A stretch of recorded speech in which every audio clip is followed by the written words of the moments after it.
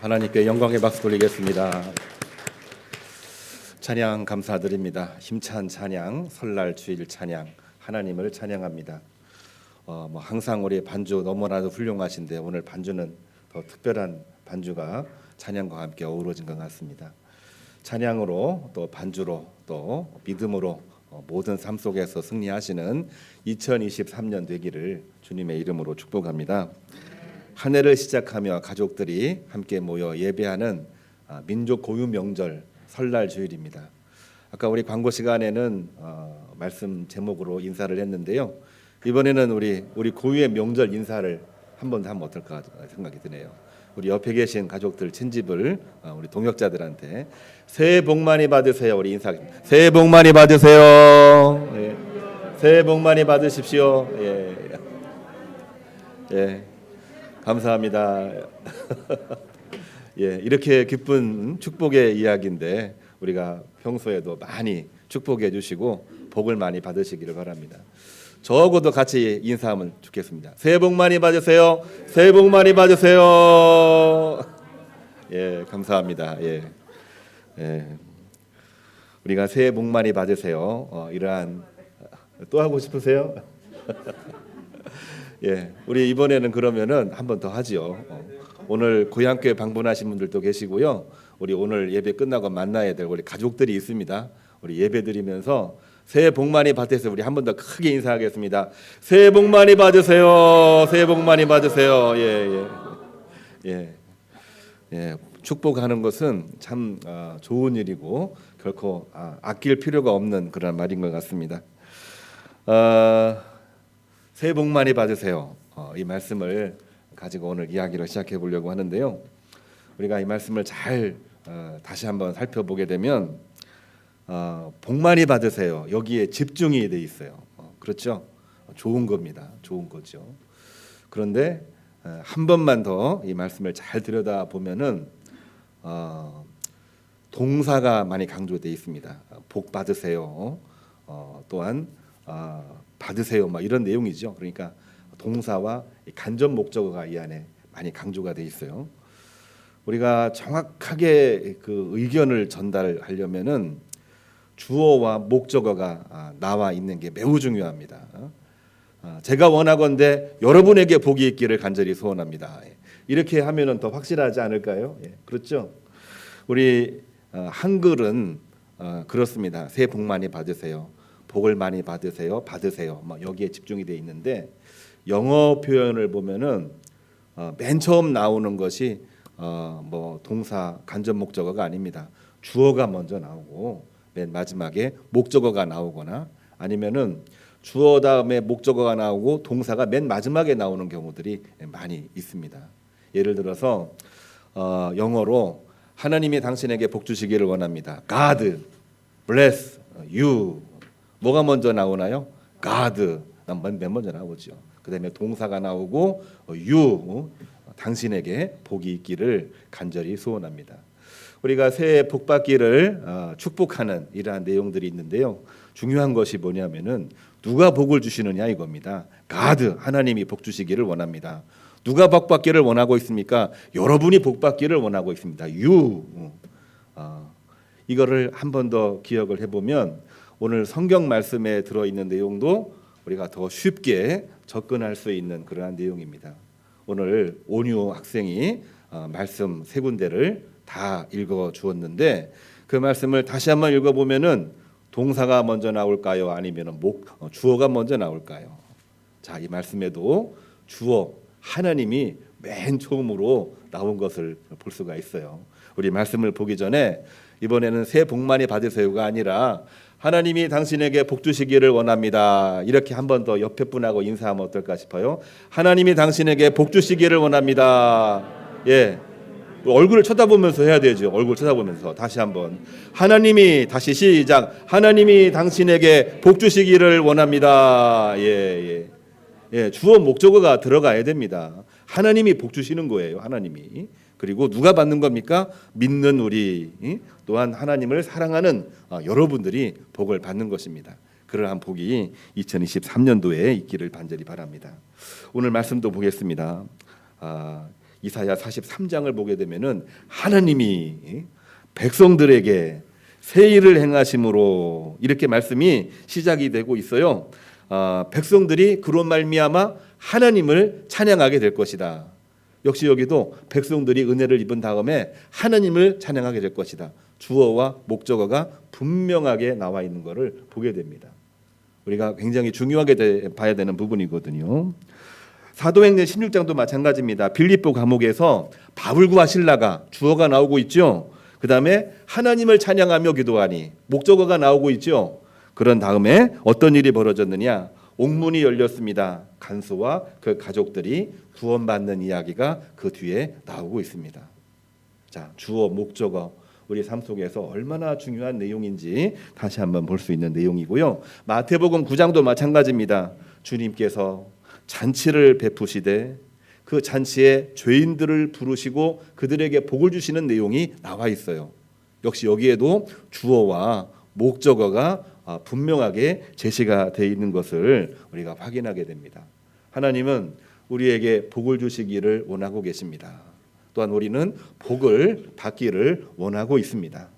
그러한 내용이라면은 우리가 주님 안에 들어가야 되고 주님이 우리 안에 임하실 때에 그때에 이루어지는 복은 이미 예정된 것이고 이미 완결된 거나 마찬가지입니다. 2023년도에는 이 말씀의 복이 차고 넘쳐서 그야말로 하나님이 주시는 복으로 넘치기를 주님의 이름으로 축복합니다. 이 말씀의 복을 오늘 세 가지 본문을 읽었기 때문에 말씀 그대로 오늘 선포하고 은혜를 함께 나누고자 합니다. 첫 번째로는 말씀으로 시작되는 복이 우리들에게 있습니다. 여러분, 우리가 깨달음이 있어야 새 일을 시작할 수 있습니다. 어떤 깨달음이냐면은 하나님이 주시는 말씀을 통해서 이제 내가 새 일을 행해야 되겠다, 이러한 마음이 들었을 때에 그때 비로소 새로운 역사가 시작이 되는 것입니다. 목사님, 그거 당연한 거 아닙니까? 이렇게 말하기 쉬운데요. 우리가 새 일을 잊어버릴 때가 너무나도 많아요. 우리가 현실을 살다 보면은 멍하게 생활할 때가 많이 있습니다. 멍하게 생활하는 그 이유는 뭐냐면은 너무나도 힘드니까 넋을 놓고 있는 거지요. 왜 넋을 놓고 있냐면 지나온 모든 과거가 너무나도 힘들었기 때문입니다. 또 너무나 일이 잘 돼도 그 재미와 그 흥미에 푹 빠져서 사실은 넋을 잃어버린 과거가 있기 때문에 그렇습니다. 우리가 과거에 매여 있고 과거에 집착하고 있으면은 절대로 새 일을 시작할 수가 없거든요. 힘든 기억만 있는데 무슨 일을 할 수가 있겠습니까?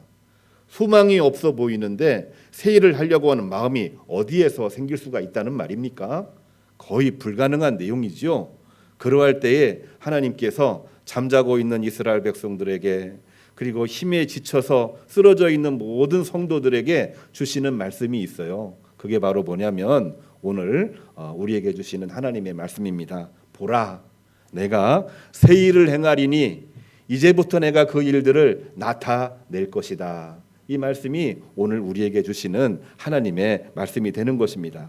오늘 이사야 43장이 바로 그러한 내용입니다. 하나님은 분명하게 말씀하고 계세요. 역시 여기도 주어가 먼저 나오고 있죠. 하나님이 하시는 말씀입니다. 하나님은 너희는 이전 일을 기억하지 말며 옛날 일을 생각하지 말라. 보라, 내가 새 일을 행하리니 이제 나타낼 것이라. 너희가 그것을 알지 못하겠느냐? 반드시 내가 광야의 길을 사막에 강을 내리라. 아멘. 자, 이 말씀을 주시고 있는 내용이죠. 자, 이 말씀이 어떤 내용이냐면요, 이사야 43장 바벨론 포로기 때 가장 힘들고 어려웠을 때, 지쳐서 새 일을 꿈꾸기도 어려울 때, 소망이라고는 전혀 없는 그러한 가운데에 잠자고 있는 영혼, 지쳐 있는 영혼들에게 하나님이 하시는 말씀이요. 보라, 내가 이제부터 새 일을 행할 것이고 이제 그 일들을 나타낼 것이라. 나를 바라보라. 그리고 말씀에 우리가 말씀을 바라보라. 그 말씀을 가지고 새 일을 이루시는 것입니다. 그 일들을 통해서 하나님은 불가능을 가능으로 만들어 주셨습니다.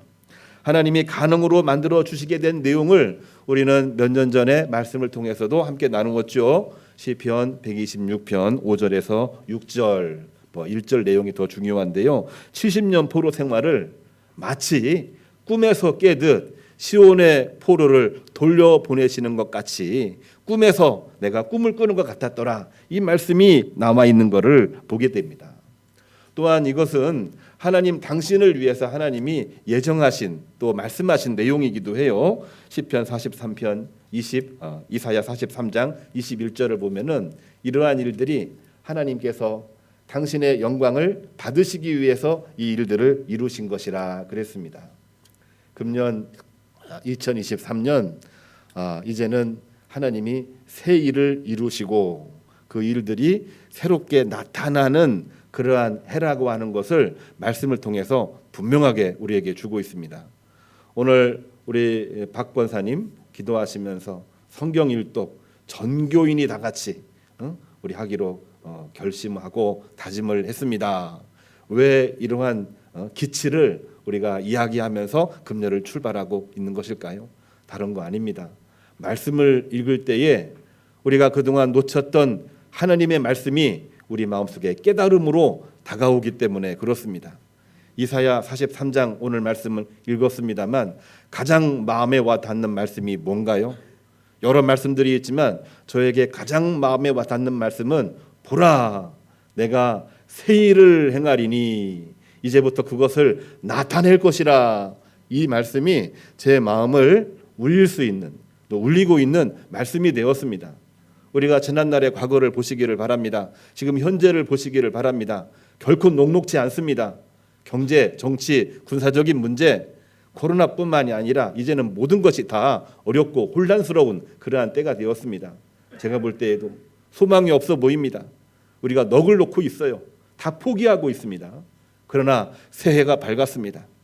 새해를 통해서 하나님은 어둠을 뚫고 빛으로 오셨습니다.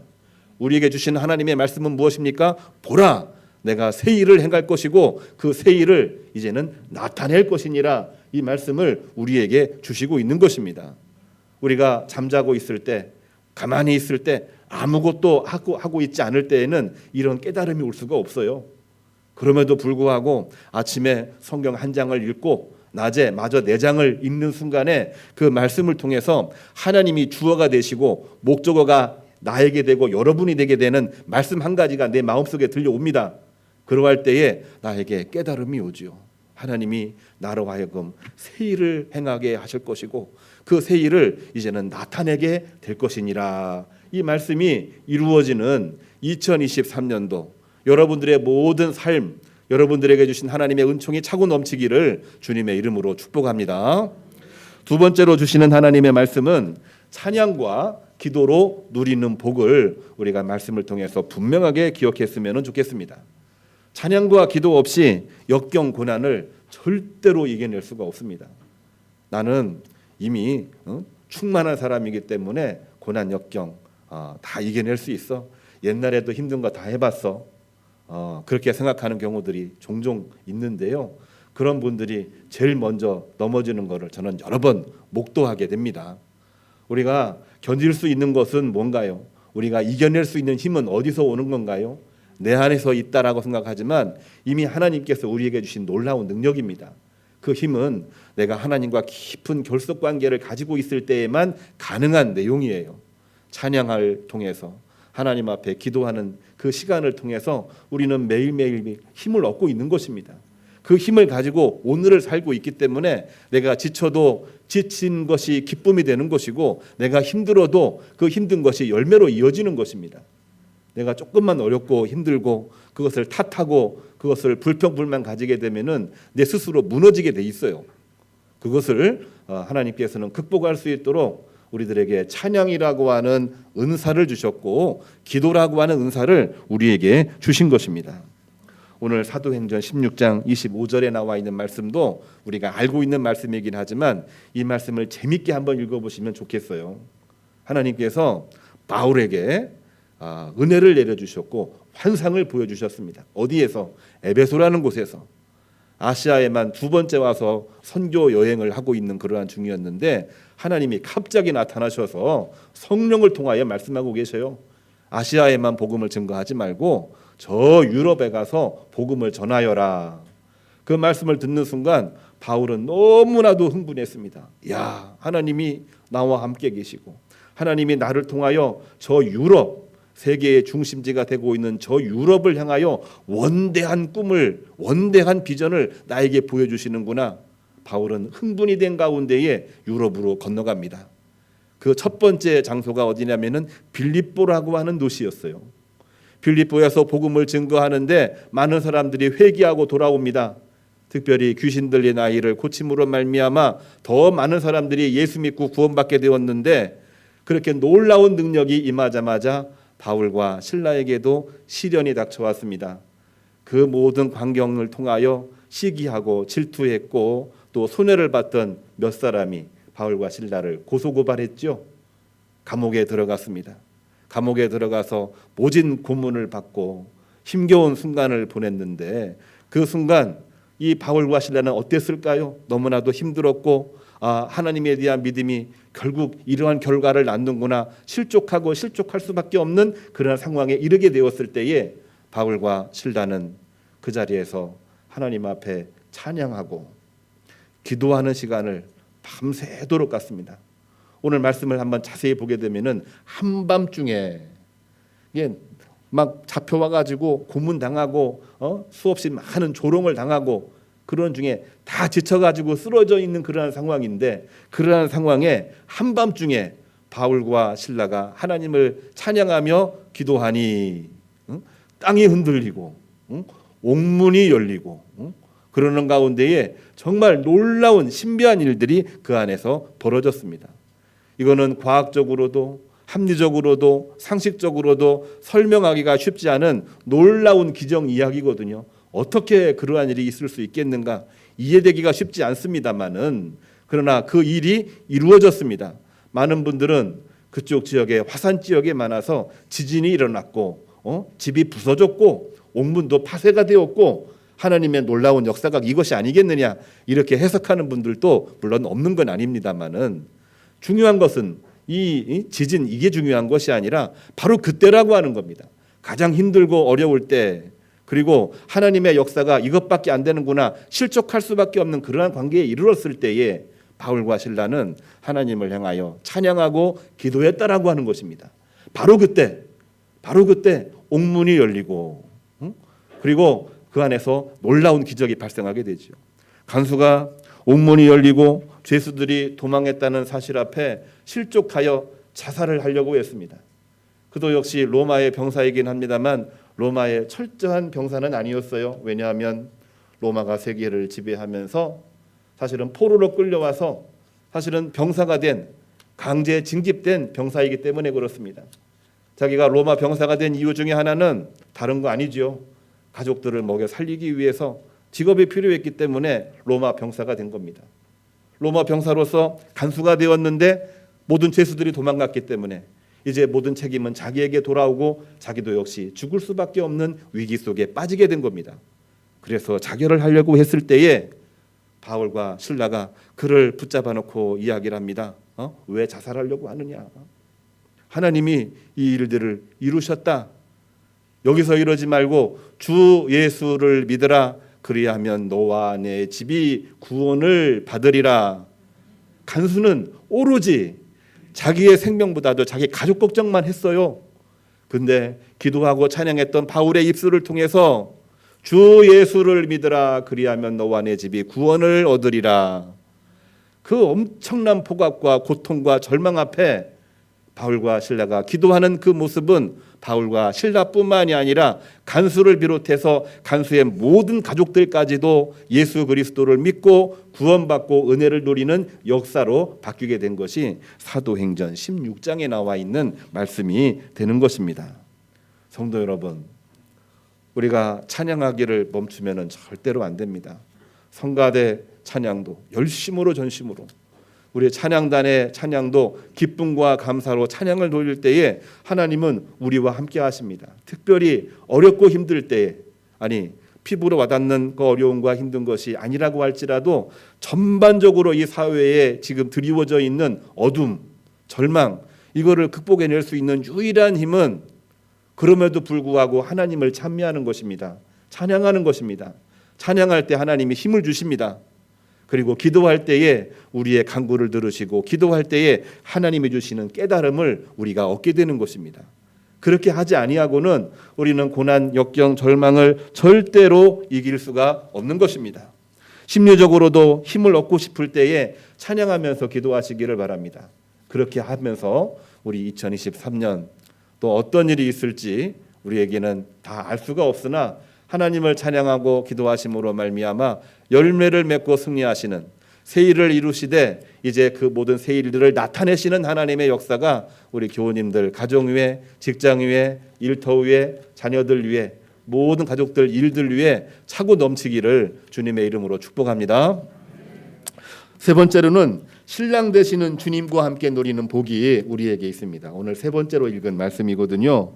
세리 마태를 통해서 주신 하나님의 말씀은 다른 것 아닙니다. 사실은 이 본문은 지난 주일 오후 예배 때 제가 설교를 했던 말씀인데 오늘 본문으로 또 등장을 했네요. 주님께서, 역시 주어는 주님입니다. 주님의 잔치를 배설하십니다. 그것은 이른바 천국 잔치죠. 근데 그 천국 잔치에 관한 것을 이 땅에 있는 잔치로 비유를 드셨어요.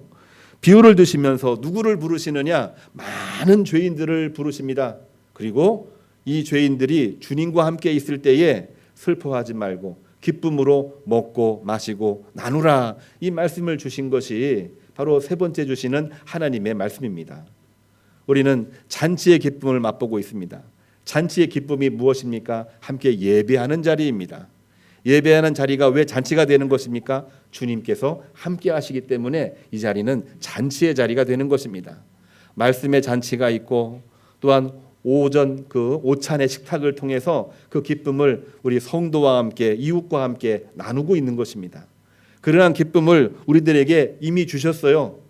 바리새인 또한 사두개인들이 불평 불만을 가지고 예수님께 따집니다.